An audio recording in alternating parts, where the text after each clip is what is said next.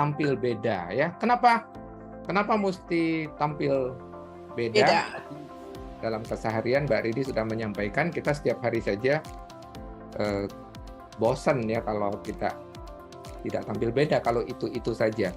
Tapi ada quote unggulan saya, mengapa kita harus tampil beda.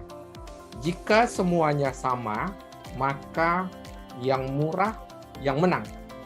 Gitu ya. Jadi kalau semuanya sama, kalau bisnis kita dengan kompetitor kita sama. Apapun yang kita tampilkan tidak lebih hebat, bahkan ya sama aja, maka kita harus siap perang harga ya.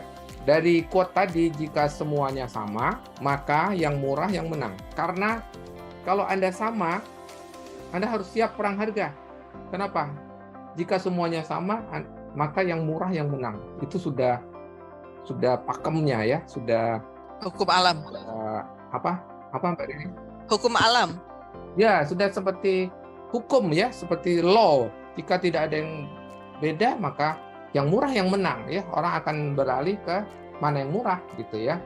Nah, tips yang pertama, untuk tampil beda, Anda harus mempunyai sesuatu yang unique selling point, yang genuine, yang asli ya.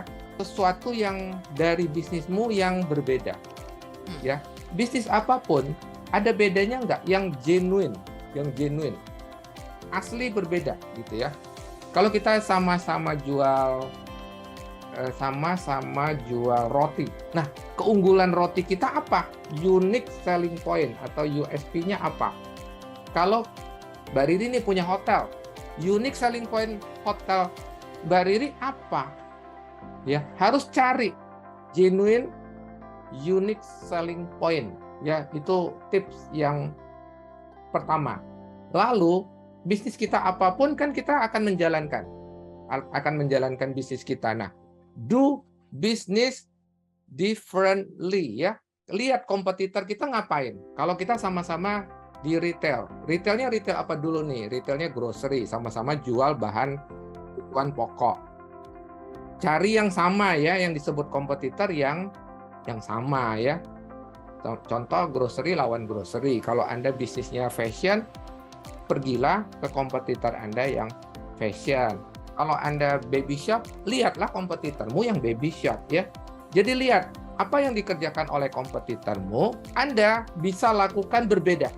Ya, do business differently. Jangan sama. Kalau dia sama, lalu tidak ada beda. Kan kita hari ini topiknya mau tampil beda. Ya. Kita baru bisa bilang, oh kami beda, kalau Anda sudah lihat kompetitormu ngerjain apa. Ya, lihat kompetitor. Nah, kita ini kebanyakan ya, di klien saya juga begitu. Kemarin saya barusan persisnya minggu lalu, diajak turun, melihat toko-tokonya dia. Yang pengen saya lihat bukan toko dia, yang pengen saya lihat adalah kompetitornya dia. Kenapa? Saya mau lihat apakah dia lebih baik atau lebih buruk dari kompetitornya. Kalau dia, ngapain saya lihat toko dia tanpa saya tahu kompetitornya, gitu ya? Dia sendiri bilang, kita kalah nih sama dia. Saya justru mau tahu apa yang berbeda yang dikerjakan kompetitornya. Ya, do business differently. Contoh ya, sedikit demi sedikit saya kasih contoh. Apa yang berbeda? Ternyata dari setiap kompetitornya yang dia bilang unggul, kompetitornya punya sesuatu yang berbeda. Apa? Tempat parkir. Nah, tempat parkirnya lebih bagus. Semua yang dia bilang kompetitornya lebih unggul, tempat parkirnya lebih banyak. Ya, lebih memadai untuk menampung calon pembelinya. Ya, do business differently. Lakukan bisnis secara berbeda. Ketika orang lain pokoknya buka toko, nggak peduli dengan lapangan parkir. Herannya kompetitor yang dia bilang tadi hebat-hebat itu sangat memperhatikan aspek parkir. Do business differently. Jangan lihat pada umumnya, Pak, pada umumnya nggak punya parkir, Pak. Parkir kemana-mana, parkir ke jalan. Nah, Anda harus lakukan secara berbeda. Ya, Anda mau unggul kan? Berikutnya, solve your customer problem. Selesaikan masalah pelangganmu. Pelangganmu punya masalah apa? Pelanggan itu punya masalah apa? Contoh ya, bulan Juli saya banyak jalan di negara di luar ya. Ini kan ceritanya saya baru pulang dari Belanda, dari Italia, dari Istanbul. Masalah turis itu apa? Customer itu turis ya salah satunya. Apa sih masalah turis? Tidak bisa bahasa tempat ya. Contoh di Italia, apakah mereka bisa bahasa Inggris? Itu jadi masalah loh buat kita. Di Istanbul, apakah mereka bisa bahasa Inggris? Itu jadi masalah buat kita. Tiba-tiba ada satu tokoh menulis di depan toko nih, dia tulis POP besar, dia tulis gini, we speak English. Menyelesaikan masalah nggak? Menyelesaikan masalah. Begitu kita lihat ini, turis begitu lihat ini, jadi berani masuk ke tokonya. Kenapa? Orangnya tegas-tegas bilang, we speak English. Di tengah deretan toko-toko yang kita sering kesulitan berkomunikasi, sebenarnya tidak terlalu sulit, tapi jika penjualnya bisa bahasa Inggris, bisa ngobrol, Anda pasti beli lebih banyak. Percaya dengan saya. Ada satu kejadian. Istri masuk ke sebuah toko karena tertarik, dia jual patung-patung. Dan di antara patung-patung tersebut, dia menjual patung kucing.